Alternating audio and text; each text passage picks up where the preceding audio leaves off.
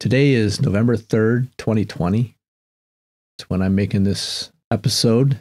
We're going to talk about some hard emotions. We're right in the midst of election day. The election's been going on for a while through a lot of processes, but we've got the overall umbrella of the pandemic that's been plaguing the world since the early part of this year.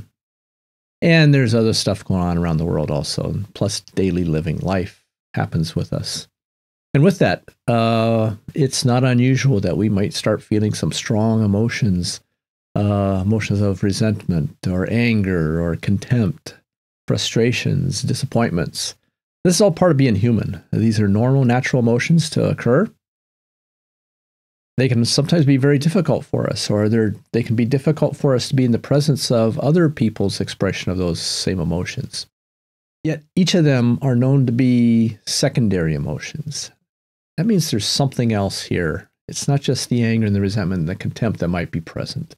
So here we are. We're in the fourth quarter, the last inning, rounding the bend. It doesn't really matter what metaphors we start referencing where we're at in this competition here now. If those emotions are present, that's what we're going to talk about.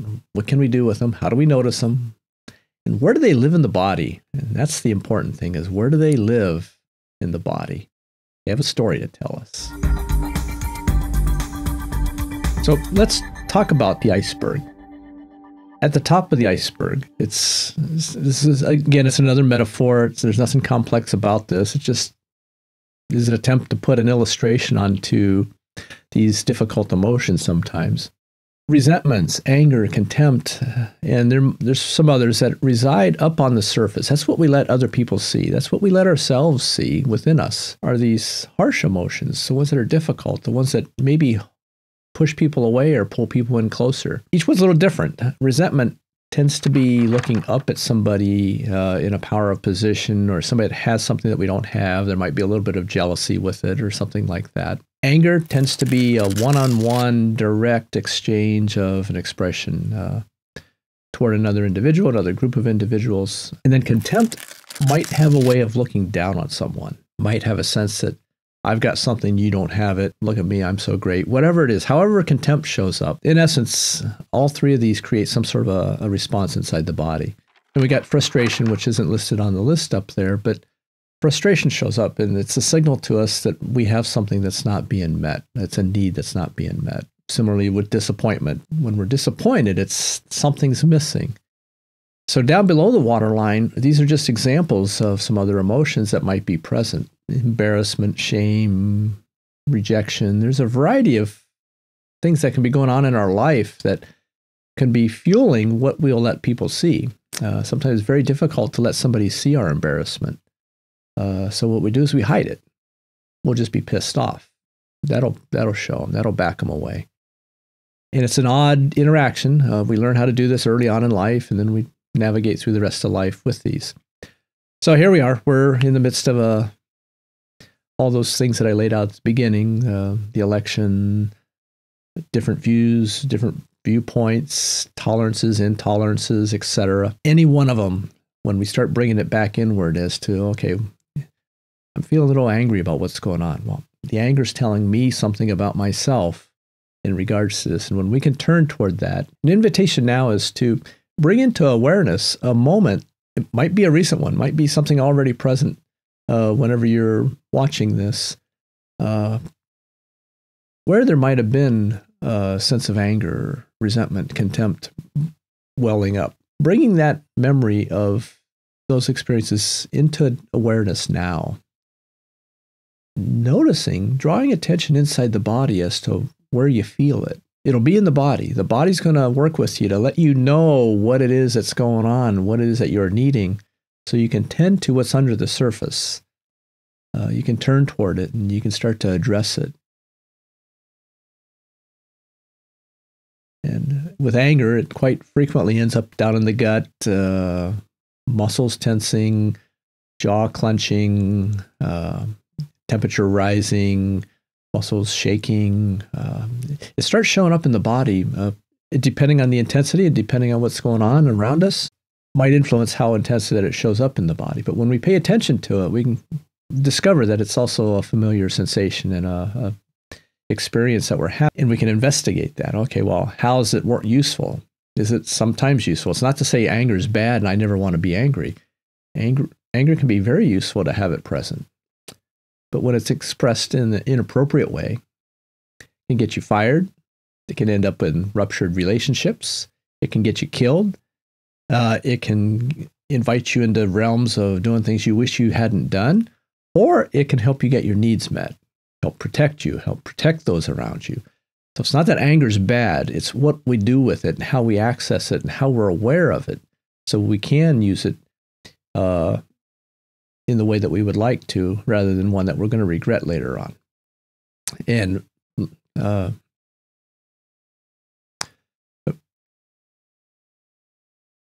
reminder here is to just continue to check in that whether it's resentment or contempt or anger or frustration, it's possibly going to be very similar, maybe subtle, nuanced differences inside the body. And that's important to tease out the differences.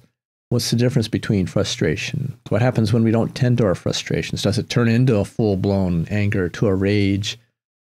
What are the various forms of anger, from the minor irritations and upsets to full-out rage and hate, and everything in between? I'm mad, I'm angry, I'm upset, I'm enraged.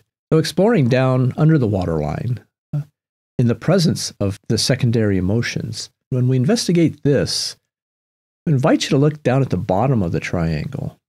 Across the bottom down there is a very specific experience, the experience of vulnerability. What is vulnerability? What's vulnerable? If vulnerability's swimming around down there beneath the surface, needing something, and yet anger and resentment and contempt and frustration and disappointment is what's getting expressed, what's vulnerable in us? And I'm going to suggest to you that if the body is not under direct threat in this moment, it's going to be a psychic vulnerability, an emotional vulnerability, a vulnerability to the spirit, to the soul, to the self. When we can tease that out, when we can identify that, we go, I can protect that or not. Maybe I've lived much of my life without it ever being taken care of, so I don't know what to do with it, so I'll just be angry. That'll keep people away so they don't see that maybe I'm hurting here. This is hard, that this is difficult, that I'm uncertain. But to possibly oversimplify vulnerability, vulnerability is nothing more than a specific form of a fear.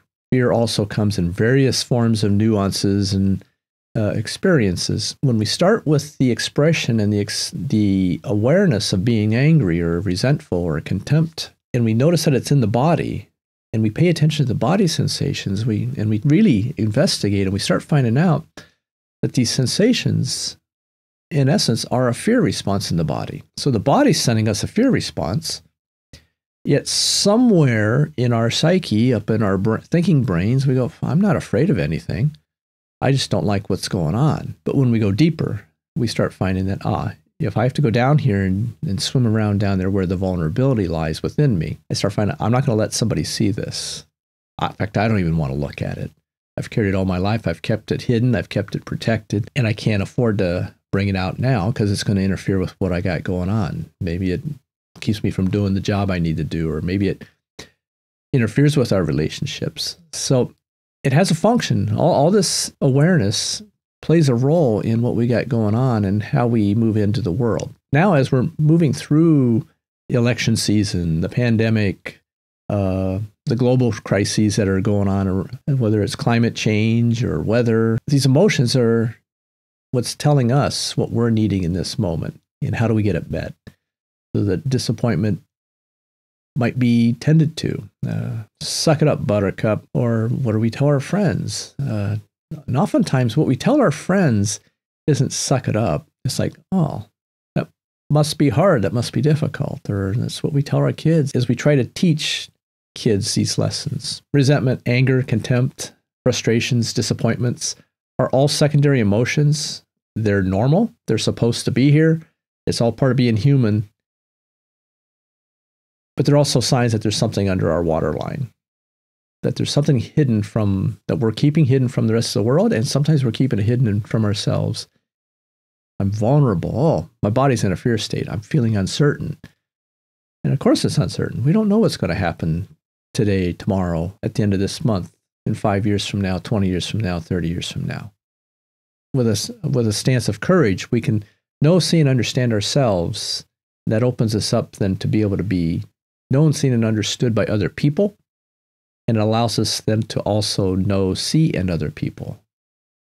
And heal the fracture, the divide, the injuries that are present across our landscapes, in our relationships. So it's just a thought. May you continue to be free from harm and feel safe. So if you find this video useful, I invite you to press the subscribe button, ring the bell, check in the comments down below for additional resources and practices for learning how to be with and navigate difficult emotions.